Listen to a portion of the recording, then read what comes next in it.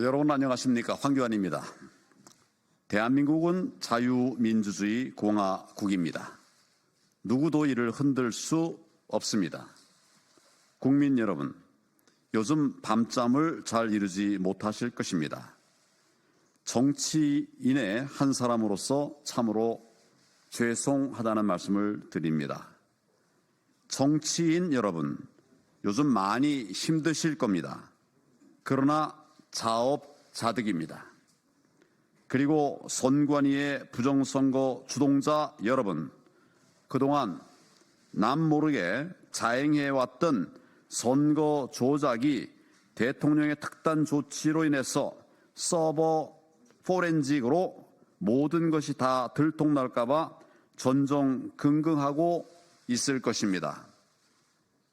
지금 국민이 선출한 윤석열 대통령은 국회의 탄핵 의결로 직무정지 상태에 있습니다. 대신 한덕수 대통령 권한대행이 국정을 이끌어 가고 있습니다. 저는 8년 전 박근혜 대통령 탄핵 상황에서 대통령 권한대행을 했던 선언자로서 최근의 국가 위기 상황과 관련해서 몇 가지 말씀을 드리고자 합니다. 첫째, 한덕수 대통령 권한대행은 지금 헌법재판관을 임명하면 안 됩니다. 그 이유는 현재 탄핵이 인용된 상태가 아니고 심리 중인 상태이기 때문입니다. 다 아시다시피 무죄 추정의 원칙이 있습니다. 그러므로 선출된 권력이 아닌 대통령 권한대행은 현상 유지 그리고 관리가 무엇보다도 중요합니다. 현 대통령의 핵심 가치를 흔드는 조치는 하면 안 됩니다. 따라서 헌법재판관뿐만 아니라 장관급의 임명은 하지 않아야 합니다. 저 역시 2017년 대통령 권한대행 시절 장관급은 임명하지 않았습니다. 인사의 경우 차관급까지만, 그것도 시급한 경우에만 임명했습니다. 헌법재판관 역시 대통령 탄핵이 인용되기 전까지는 임명하지 않았습니다. 탄핵이 인용된 이후에 대통령이 그 직을 다 마친 뒤에 그때 가서야 임명을 했던 것입니다. 좀 더 구체적으로 말씀드리자면 2017년 3월 10일 헌법재판소에서 박근혜 대통령의 탄핵이 인용됐습니다.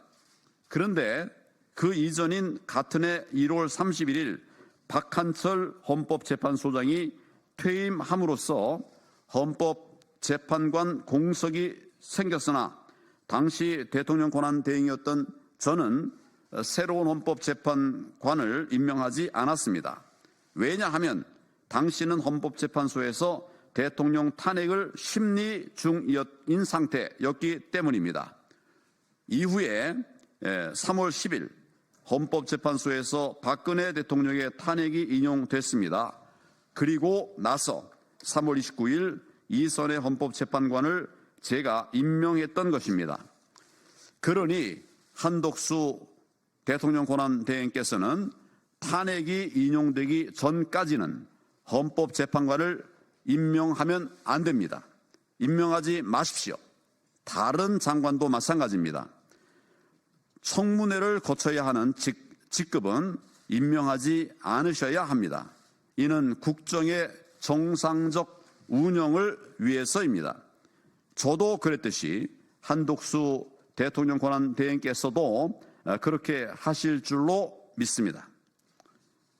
둘째, 국민 여러분들께서 잘 인지하고 못하고 계신 우리나라의 심각한 상황, 즉 자유민주주의 체제를 파괴하는 암덩어리를 치료하지 못하고 있는 상황에 대해서 말씀을 드리도록 하겠습니다.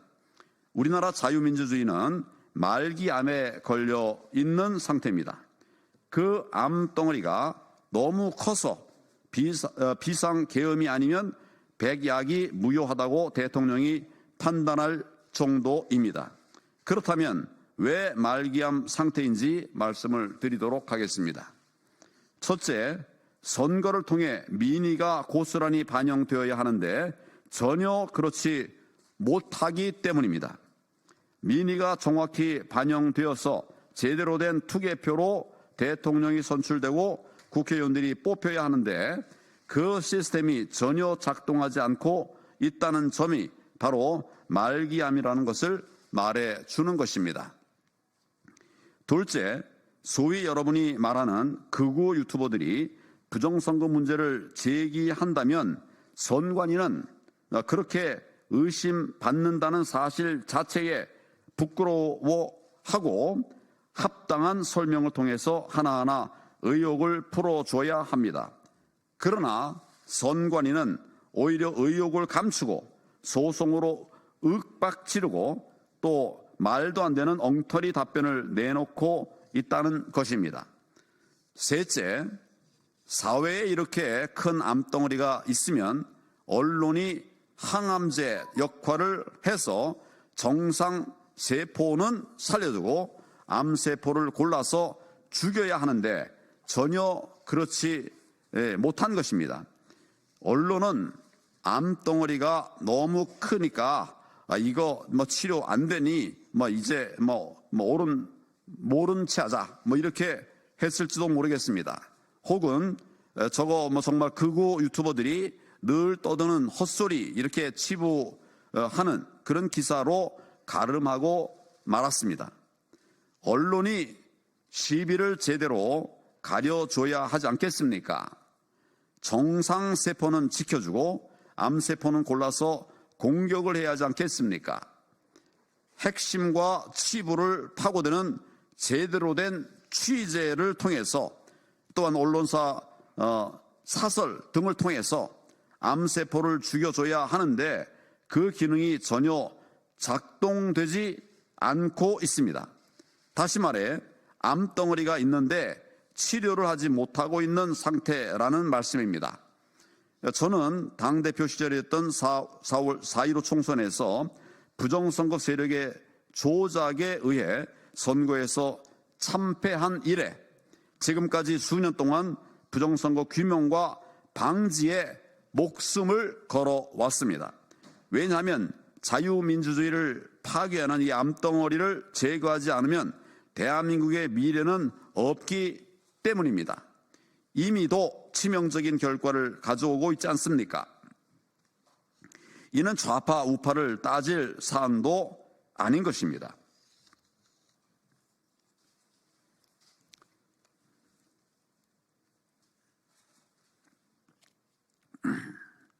셋째, 비상계엄의 본질을 생각해야 합니다. 이것은 내란이 아닙니다. 국헌의 본체인 대통령이 무슨 내란을 저지른다는 말입니까? 어불성설입니다. 다른 나라에서도 대통령을 내란죄로 처벌한 예는 없습니다. 비상계엄 선포 뒤 가장 먼저 선관위원회에 계엄군이 투입됐습니다.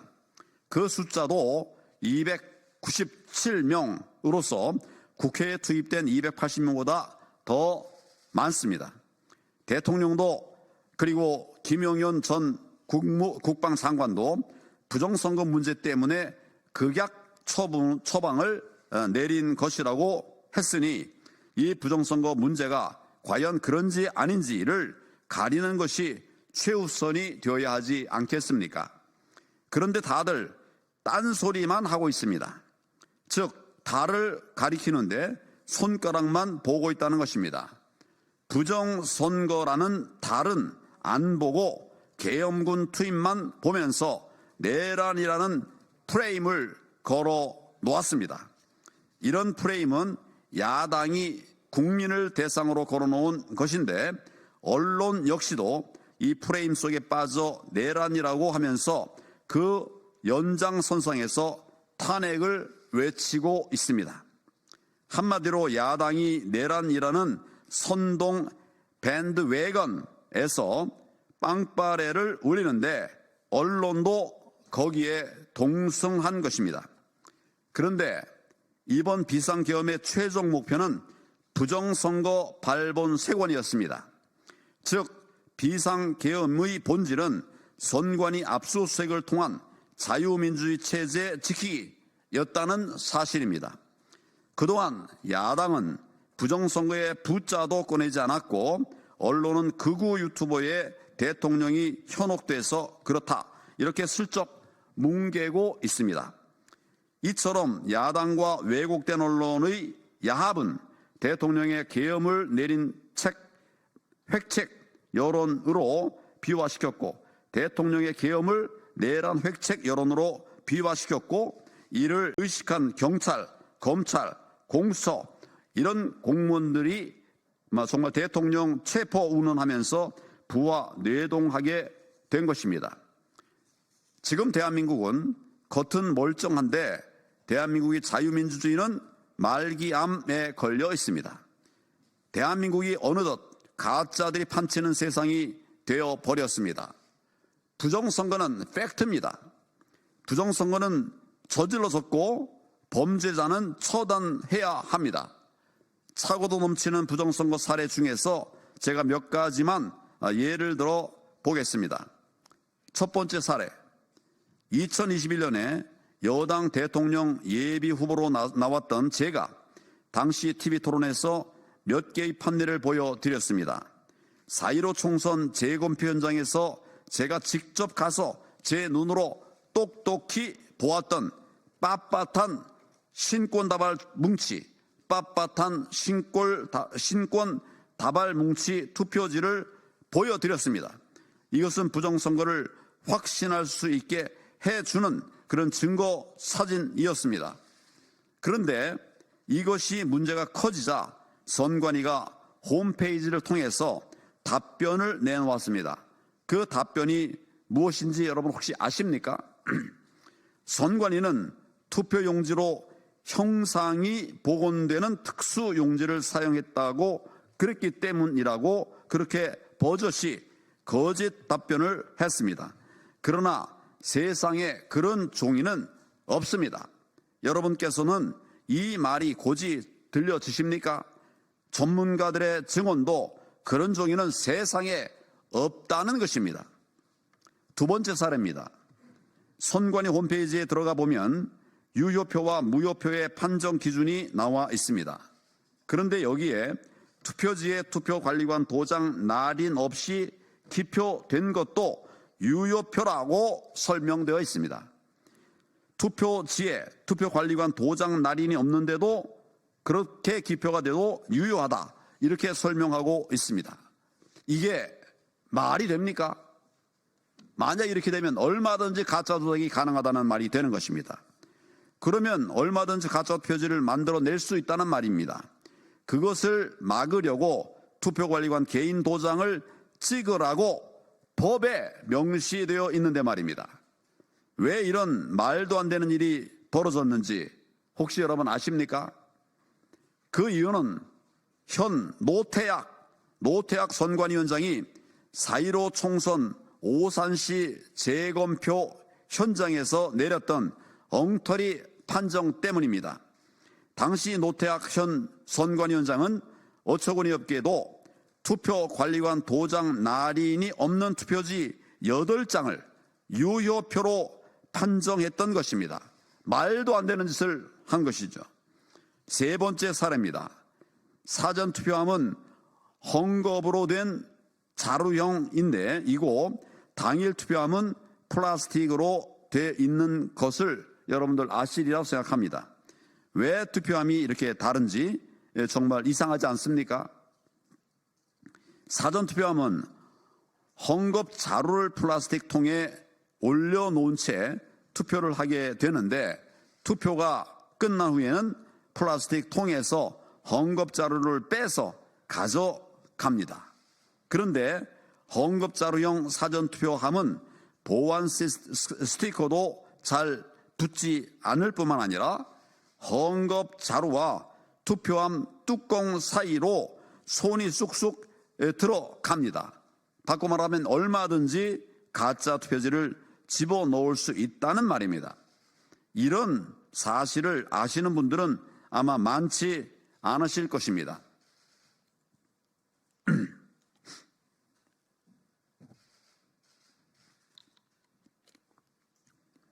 또 사전투표를 누가 했는지, 몇 명이 했는지 이런 것을 확인할 수 있는 자료는 그 어디에도 없습니다. 오직 중앙선관위 서버만이 그 답을 알고 있을 뿐입니다. 그런데 선관위는 그 서버의 공개를 철저히 숨기고 있습니다. 사전투표는 이처럼 근본적으로 치명적인 문제를 가지고 있는 것입니다. 부정선거의 원흉이 되고 있는 것입니다. 그래서 제가 그토록 사전투표 하지 말고 당일 투표를 하자고 외쳤던 것입니다. 넷째, 이제 한 달 후에 시작될 미국 트럼프 대통령 2기에 대한 대비 차원에서도 부정선거의 문제는 반드시 정리되어야만 합니다. 트럼프 대통령은 후보 시절부터 줄기차게 부정선거 세력 척결을 공언해 왔습니다.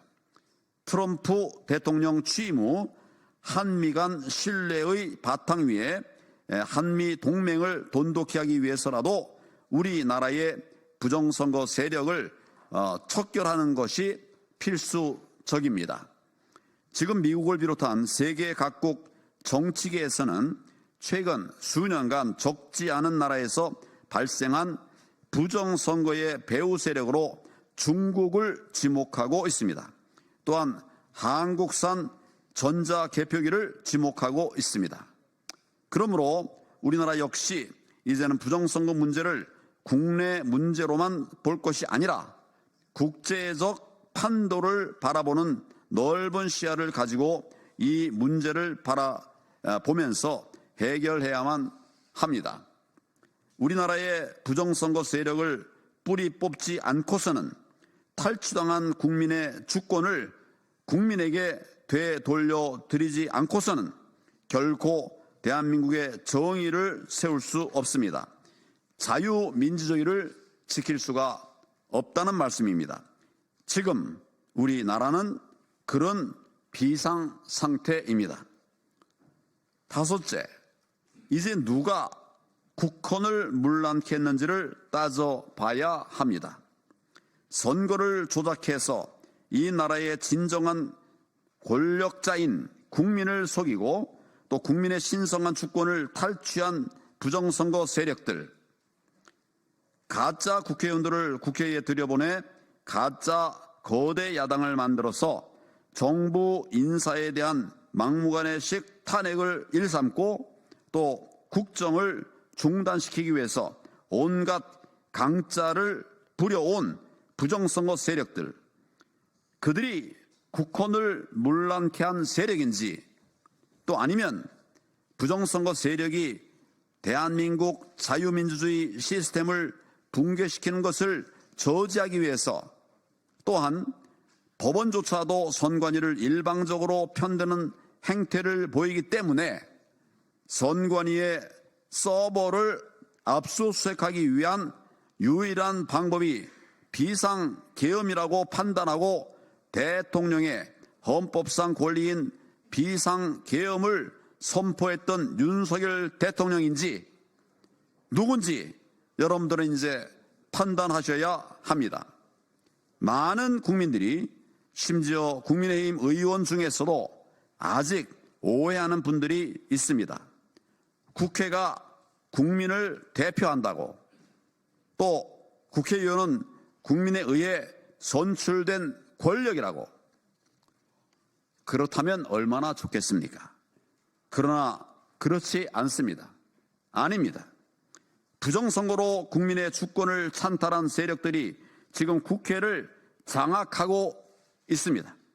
그동안 저를 비롯하여 수년간 부정선거에 맞서 싸워왔던 부방대와 또 많은 애국 시민들은 수많은 억압과 억울한 수사를 받았음에도 불구하고 반드시 부정선거를 밝히겠다고 하는 일념으로 투표 현장과 재검표 현장에서 가짜 투표지 증거 사진도 찍고 또 개수도 직접 하고 선관위를 상대로 받아낼 수 없이 많은 증거 자료를 분석해 국민께 알려왔습니다. 선관위를 상대로 정말 받아낼 수 없이 많은 부정 자료들을 분석해서 국민께 알려왔습니다. 다섯째, 이제서는 진실이 무엇인지 밝히기 위해서 부정선거 국민 대토론회를 제안합니다. 날짜는 12월 30일 월요일 14시 30분으로 잡았습니다. 가능한 한 최우선의 날을 구했습니다. 광화문 소재 프레스센터 20층 프레스클럽에서 갔습니다. 누구든지 오십시오. 무엇이든지 물어보십시오. 부정선거가 없다고 주장하는 분들, 그리고 부정선거의 실체가 궁금하신 모든 분들의 참석을 환영합니다. 국회의원들도 많이 참석해 주시면 좋겠습니다. 부정선거가 없다고 주장하는 선관위 소속 공무원들 다 오십시오. 야당 국회의원들, 언론, 일반 시민들 모두 다 오십시오. 기자 여러분들도 다 오십시오. 부정선거 국민 대토론회에서는 무제한 끝장 토론을 할 것입니다. 그동안 부정선거와 싸워온 전문가들이 다 나와서 토론에 참여할 것입니다. 무엇이 국헌 문란인지, 또 누가 국헌을 문란케 했는지 꼭 오셔서 두 눈으로 똑똑히 확인해 보시기를 제안합니다. 일곱 번째, 마지막으로 기자 여러분께 호소합니다. 왜 이런 말도 안 되는 부정선거 행태에 대해서 정의의 칼이 되어야 할 기자 여러분들은 시비를 가려서 또 무엇이 옳고 무엇이 그른지 밝혀주셔야 되는데 그렇게 하지 않는 이유가 무엇입니까? 재검표 현장에서 주요 언론 기자들은 아예 없다시피 했던 그런 사실을 저는 기억합니다. 매주 집회를 하는데 주요 언론의 기자들 안 보였습니다. 저는 기자는 아니지만은 많은 기자 선배들로부터 기사는 발로 쓰는 것이다, 이런 얘기를 들어왔습니다. 직접 현장을 찾아서 발로 뛰면서 취재하라는 말씀이라고 생각합니다. 그런데 왜 여러분들은 현장을 취재하지 않고 선관위의 해명만 이것을 옮겨 쓰고 있다는 말입니까? 용감한 기자들, 사명감에 불타는 기자들의 정론 직피를 기다리고 있습니다. 이 기다림의 시간이 길지 않기를 바랍니다. 거짓이 진실을 이길 것입니다. 정의가 하늘을 울릴 것입니다. 감사합니다. 수고했습니다.